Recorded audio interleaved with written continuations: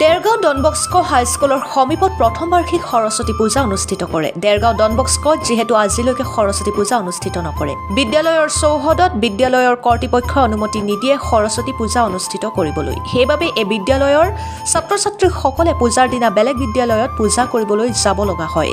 এই বৰ্ষত স্থানীয় ৰাইজ, স্কুলৰ শিক্ষাৰ্থী আৰু গাড়ী মালিক আৰু চালকসকলৰ সহযোগত ডনবস্কো স্কুলৰ প্ৰথম বাৰ্ষিক সৰস্বতী পূজা উদযাপন কৰে। যিহেতু ডনবস্কো স্কুল এখন খ্ৰীষ্টিয়ান স্কুল, অভিভাৱকসকলে মিলি স্কুলৰ চৌহদৰ বাহিৰত এই পূজা উদযাপন কৰাৰ সিদ্ধান্ত লয়।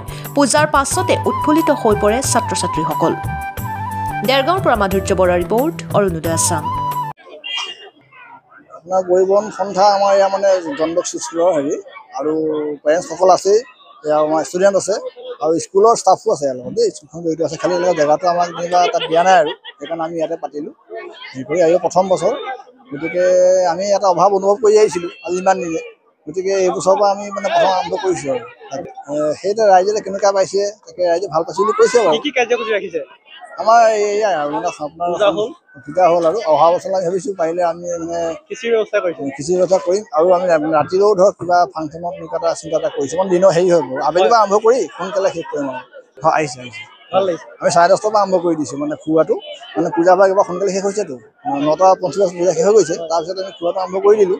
তাৰমানে মানে গেডাৰিংটো হোৱা নাই আৰু, গতিকে ৰাইজে আহিছে, খাইছে, গৈছে। হয়, আমাৰ খুবেই ভাল লাগিছে, যিহেতু ইমান ৰাইজ আহিব বুলি আমি কল্পনা কৰা নাছিলোঁ, কিন্তু বহুত দেখিছোঁ, বহুত বেলেগ ভাল লাগিছে আৰু সেইটো যাতে এই অনুষ্ঠানৰ ভাগত আগলৈকৈ এনেকৈ হৈ থাকে। ক'ত অনুষ্ঠিত কৰিছে?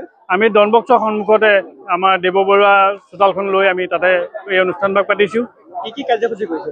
আমাৰ কাৰ্যসূচী প্ৰথমতে আমাৰ দেৱী হ'ল, পূজা হ'ল, তাৰপিছত আমাৰ যজ্ঞও পাতিলোঁ।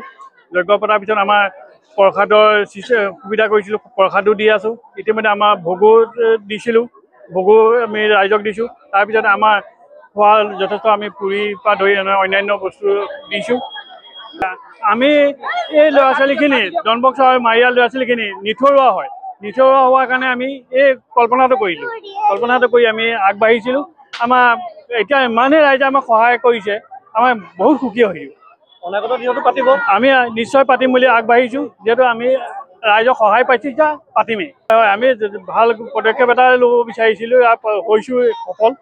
সেইটো যাতে ৰাইজে সহায় কৰে, তাৰ প্ৰতি আমাৰ ৰাইজৰ প্ৰতি অনুৰোধ থাকিল। তেতিয়া আমি এই অনুষ্ঠানভাগ সুকলমে চলাই নিব পাৰিম সদায়।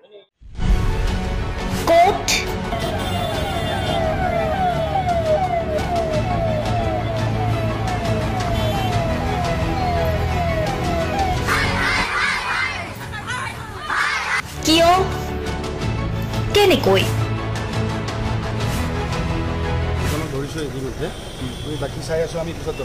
দুৰ্নীতি?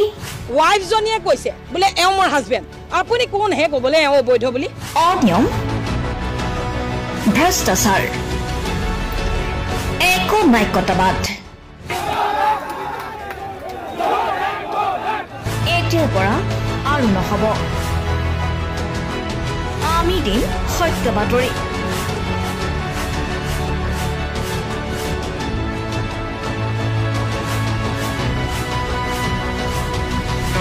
নিজকে সংস্থাপিত কৰাৰ বাবে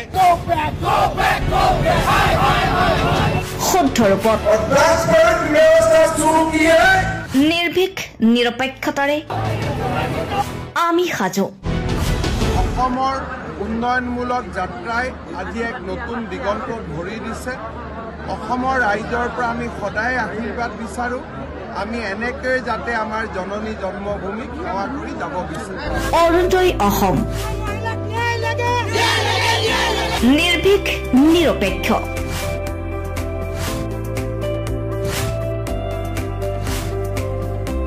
ৰাইজৰ বাবে, ৰাইজৰ পক্ষত। অৰুণোদয় অসম।